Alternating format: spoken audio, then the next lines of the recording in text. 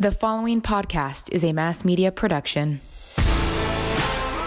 Hi, I'm Josh Galindo. And I'm Crystal Galindo.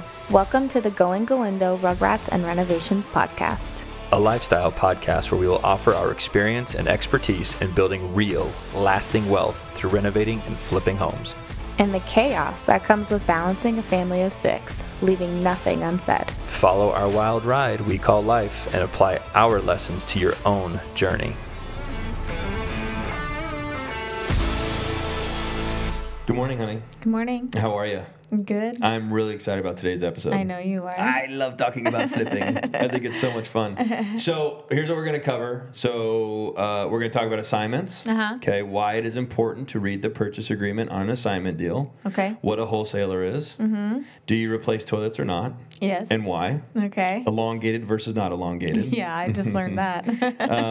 And then what are some of the things, what are the must-haves building up to actually owning your first flip? And then we're going to talk about the top 3 things that you should put in every one of your flips. Yep. And building your own flip brand. Those are things that I want to talk about. You ready? Yeah, I'm ready. Are you sure? I'm question ready. Are you buckled in? No. Do you have your questions ready? Yes, I do. All right, let's get started. All right. I'm excited. If you're looking for some family fun, I know I always am. Check out Circus Circus Hotel and Casino. At Circus Circus, there's something for everyone. Have a blast inside the Adventure Dome, a 5-acre indoor theme park with 30 rides, including their newest rides, Twist and Teacups, Circus Swings, and Little Sprinter Raceway. Or act like a kid again at the Midway, playing arcade games or enjoying their free daily circus acts. Looking for a special date night? Look no further than their award-winning restaurant called The Steakhouse, voted best steakhouse in Las Vegas. Circus Circus offers affordable room rates starting at $29 per night. Book your stay today at circuscircus.com. Something that I just had happen in my office that I think is of tremendous value is a deal got sent over to us that you and I are going to be buying as a buy and hold. Yes. Okay. And the guy handling our buy and holds just signed the assignment agreement. Why is it bad that he just signed the assignment agreement? Okay, here's why it's bad. So if the purchase agreement said at 10 a.m. on Tuesday, in addition to buying this piece of property, buyer agrees to assassinate both Josh and Crystal Galindo. In the event buyer fails to assassinate both Crystal and Josh Galindo at 10 a.m. on this date, buyer will hereby be in breach of contract. So basically, kind of an extreme example, right? But think about that. So if you just sign the assignment agreement, which is transferring the rights of the existing buyer over to you, and now you're responsible for all of the obligations set forth in that purchase agreement, and you sign the assignment, which now puts you into a legally binding contract with a seller, and you've never read it, and it had some crazy term like that in there, you were technically bound by that purchase agreement. So when you sign the assignment agreement, you're accepting all the terms that are in the purchase agreement. Yes. So you would need to see the purchase agreement also. Before you sign it. Because those are the terms you're accepting. Those are the terms that you're accepting. Okay. Those are the terms that you're signing up for. That's why that is so important. Okay. That was what I was trying to explain right there. Okay. Yeah, so you got to read the purchase agreement to make sure. Flipper number 1, because I can almost guarantee you that most flippers that are getting into the business will likely buy their first flip from a wholesaler. Okay. So step 1 in doing that, read the purchase agreement. Say, send me the assignment and send me the purchase agreement. And there will be times where the wholesaler doesn't want to send you the purchase agreement because it exposes the price, the size of their assignment fee. And then they feel insecure about showing you that because other people count other people's money. Yeah. So how do you get around that objection? What I always say is, listen, dude, I hope you have this thing tied up for $1. I have already done all of my math, and it works for me at $128,500. I hope you're making all of the difference. And then what that does is that takes the defenses from the wholesaler down, where he's like, this guy's a cool dude. He's not counting my money. He doesn't give a shit how much I make. He's just cool with the price that he's getting. And when you do that, it kind of relieves all that tension. And if you're that guy that counts that guy's money, then you're kind of a jerk. Because eventually you're going to be in a position where somebody's going to want to count your money because you're going to have to go sell the house, right, for a profit. What if the buyer came to you and goes, how much money are you making? I'm not buying it at your asking price unless you tell me how much money you're making. That's not fair. Right. You know what I'm saying? So don't count anybody's money as that rule. But first-time flippers buying a house from a wholesaler, ask for the purchase agreement and ask for the assignment. And if they object to providing you the purchase agreement, go, listen, I don't care how much you make. I just want to see all of the terms. Okay? Second thing on this thing. A lot of wholesalers are insecure about buyers because they're flaky. They don't know. They haven't, a lot of these wholesale deals are as is, can't walk it. Okay? So then wholesalers are like, I'm only going to assign you this agreement if you put up $5,000 non-refundable, an EMD, an earnest money deposit. You don't get it back on day one. Okay? I'm a big boy. I know my deals. If I ran them and I approved it, I'm closing it. But what if the seller gets hit by a bus? Now that earnest money's gone, they can never sign off on it to get it back. That money's literally sitting in their bank account. Yeah. So what I always say on the assignment is I'm happy to release my earnest money and make it non-refundable, but I want you to add an additional clause in there. In the event the seller is unable to deliver a clean and clear title to the buyer, earnest money deposit to be refunded. Which if they go to heaven, they can't deliver clean and clear title. Correct. Yeah, they wouldn't be able to sign the deed. They wouldn't be able to sign. Or the property can't sell. Or another great solution is you go, buyer agrees to release earnest money deposit upon confirmation from title that all necessary closing docs have been signed by seller. If you stop, rewind, and repeat that phrase right there, that is gold. Okay? Okay. So now you get confirmation from title that the deed is signed, the escrow docs are signed, everything is signed. And if you really want to take it a step further, you could even do this. It's another good term. Both buyer and seller agree that final confirmation of closing is unnecessary for title to close escrow. Does that make sense? Yeah. Escrow is hereby instructed to proceed with formal recording of the property upon receipt of all necessary instruments from buyer and seller with no further notice required. That's worth 10 grand right there. Okay. I'm not kidding. No, that's good. So what that does is that if the seller signs all of their documents on the 5th and we're scheduled to close on the 10th, and the seller goes MIA because they went hiking and now they're lost. Yeah. Right? The seller's already performed all their obligations. They've signed all their documents and everything, right? And me, I've wired my money. So now that clause, we have both satisfied the requirements to close. And title can close that thing without further permission. Okay. Yeah. Okay. That's good. That sound right? Yeah. Resonated well? Yeah. Cool. No, that makes sense. All right. So that's with the buy. Okay. So what other tips I think we should move into, like, once they have the house? Okay. What are some other, like, So here's the other thing that I think, okay, let's go step by step. You've secured the deal, right? Yeah. Okay. Things that you need. First time flipper. That's what we're trying to help out here. What are the things you need? You need a deal, okay? Let's be realistic and practical. Second thing that you need is you got to make sure you got your money right, okay? I think people believe extensions are no big deal in real estate and getting into it. Everybody thinks getting an extension from a seller is easy and it's no sweat off of anybody's back. But what you're missing is that seller has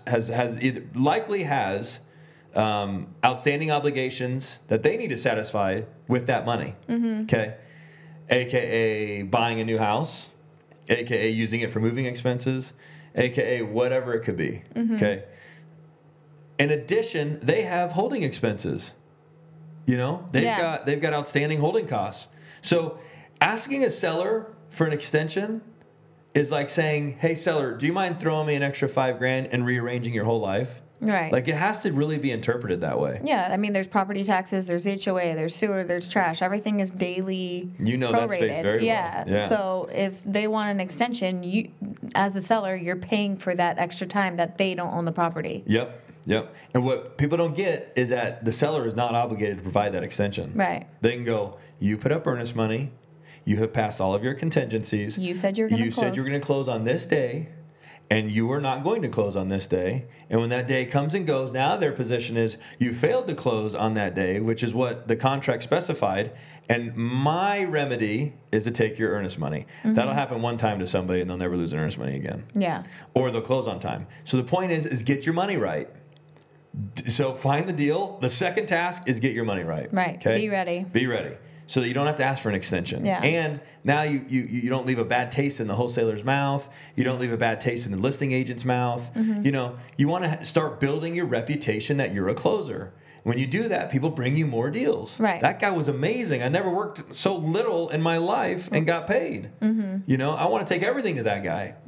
That's how you start building your reputation. All right. So obviously, when you close the house, you want to hit the ground running because everything is based on time when it comes to flipping.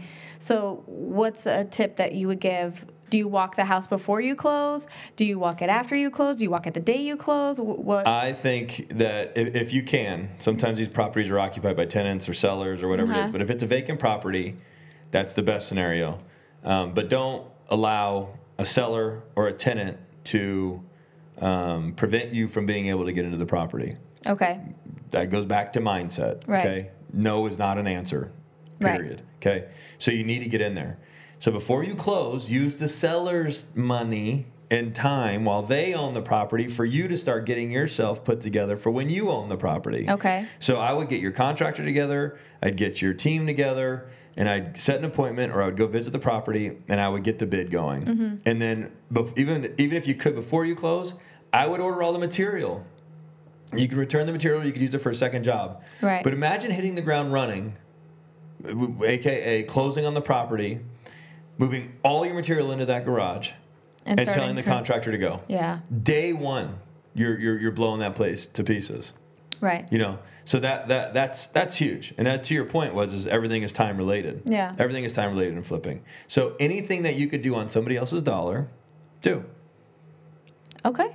Hit me with another one. No, that was a good point. Okay, I think that this is a good question, and I've been asked it before. What are some necessary improvements that you think that they should make? So I have a question. Okay, hit me. Okay, I know that if I was walking a house and I was buying a house and there was some dirty old toilets, I would be so grossed out and not want to sit on it. So do you replace all the toilets? Is that something that you think is important to do? Okay, so here's the fun thing about toilets. I think the whole audience would think this is funny. Okay. You would be shocked how well a toilet could clean up. Okay. What do you clean it with? I have walked into properties where the toilets have been dry for years, and there is still fecal matter inside of it. Gross. In addition to toilet paper and blah, blah, blah. Okay. Okay. And you just throw a little water on that thing, man, and it cleans up right away. Okay. But so here's the thing. Flipping is all about money. Right. Ding, ding, dollar signs. Okay, what can I do with this? Okay, so think about this. If this house has 3 bathrooms, right? 3 toilets, $200 a toilet, $100 for a toilet, $100 to install it. Okay. 2, 4, 6. You have to ask yourself, assume that you bought a house with this super grungy, yucky toilet, but they're all elongated. Okay. What does elongated mean? Elongated is an elongated toilet versus the old school circle toilets. Okay. Women may not have an issue with that because when they sit down to go to the bathroom, just sit, and we're clean, and their hole's this big to relieve themselves. We don't need to But aim. imagine a man who sits down to use that toilet. Okay. You know. And elongated is a bigger seat. Is a bigger bowl. Okay. And in return, you get a bigger seat. Okay. Okay, but the bigger point of the elongated thing, while that is a convenience and a comfort for men, and I would even think for women, the bigger picture to me is that it represents new. Okay. Okay. If you walk into a house and all of the toilets are the regular, I don't know if they're called regular, but the old school circle toilets, it just kind of screams old and dated and, a long time ago. So I'm a big believer that if it's an elongated toilet and you could save $600, I would reuse the toilet. Fortunately, for most of my buyers of my flips, almost all of our toilets are old. Okay. And they need to be replaced anyway, too elongated. I was going to say, I see toilet charges on almost every job, so I thought you replaced them all, but I didn't know why. Great. That's a great observation and a great point to be made. You are also referring to an experienced flipper who does volume. Yeah. I have to create systems and procedures in place. I replace all toilets.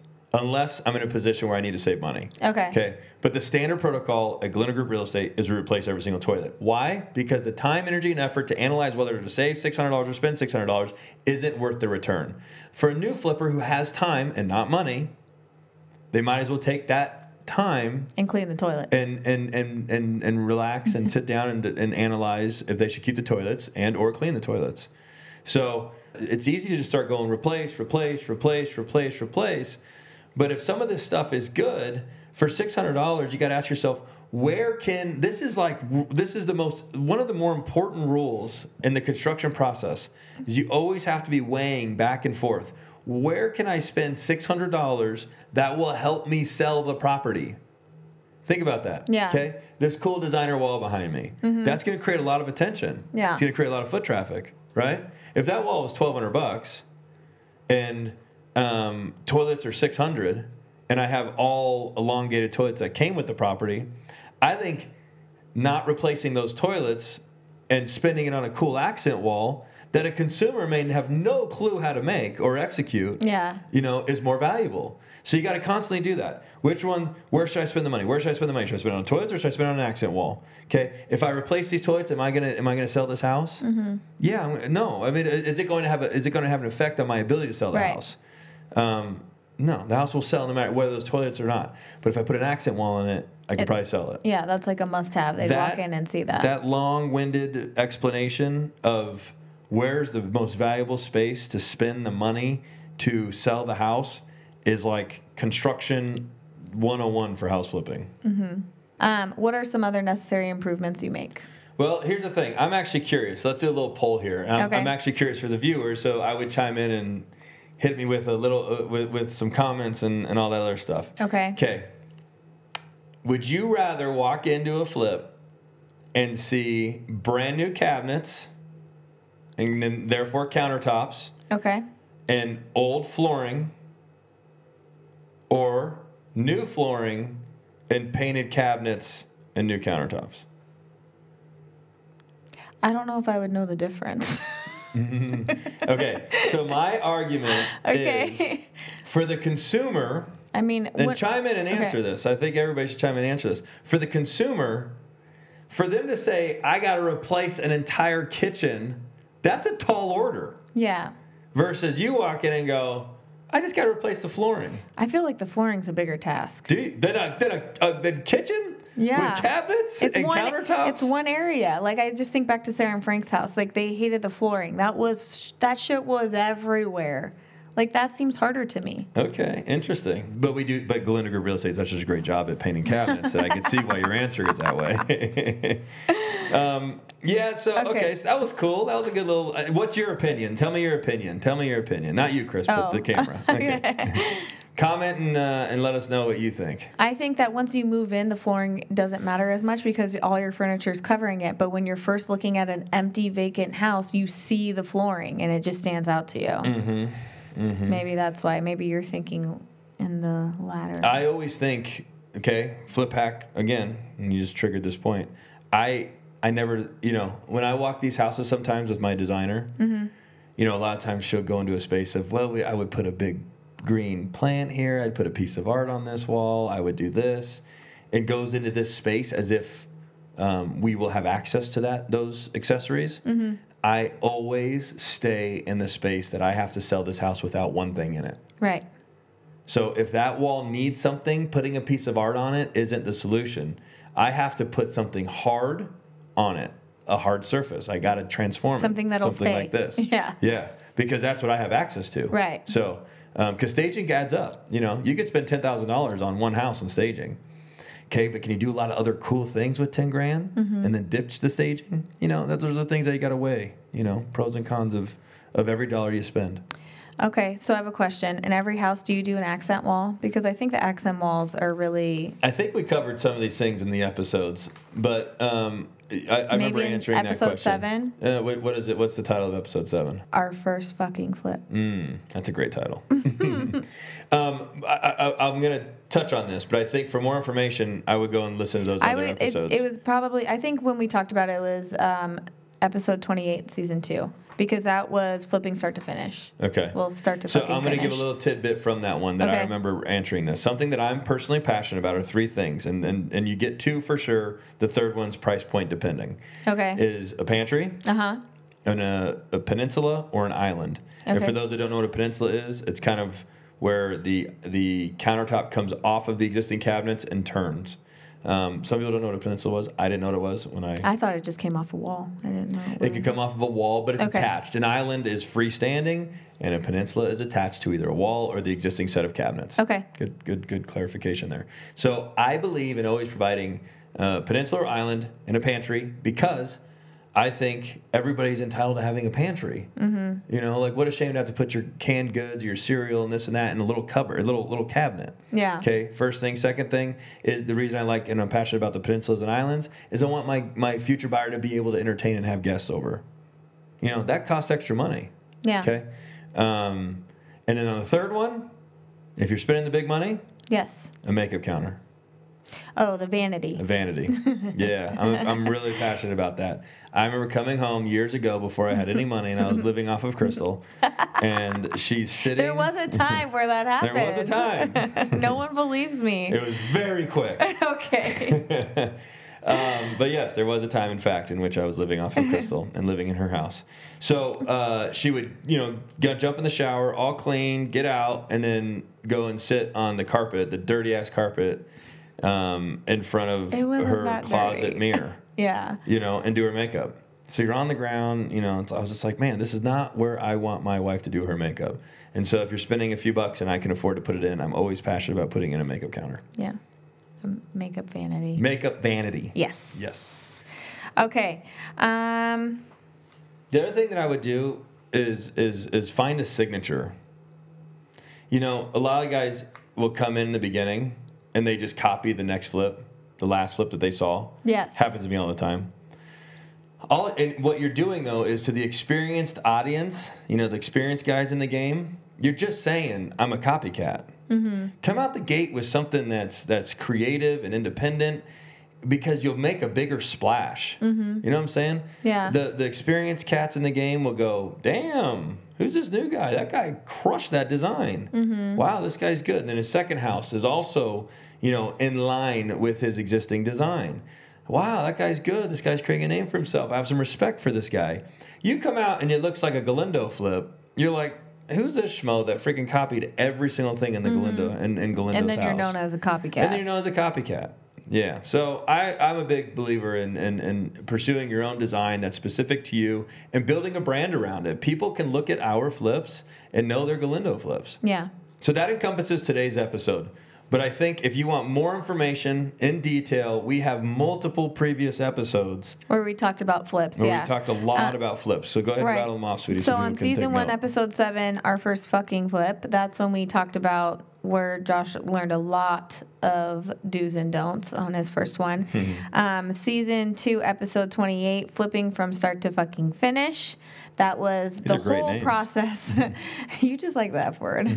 That was like the whole process of flips. And then I think that season 3, episode 31 is good. It's fun, but it was nightmare flips. So that's like kind of a lot of the don'ts, I guess. Those are some wild stories. You need do's, but you definitely need the don'ts. Yeah, if you want to know how to find a dead lady that's been God. frozen for 3 years in a refrigerator, that's a good one to listen to. Okay. To get more education on what you should and should not do and flip-related topics, go and check out some of our previous episodes. There's a ton of content. Yes. All right, baby. Thank you. Thank you.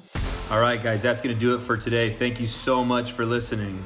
If you enjoyed the show, please rate, subscribe, and share our podcast. You can also connect with us on social media or at GalindoGroupRealestate.com. Until next time, thanks again for listening.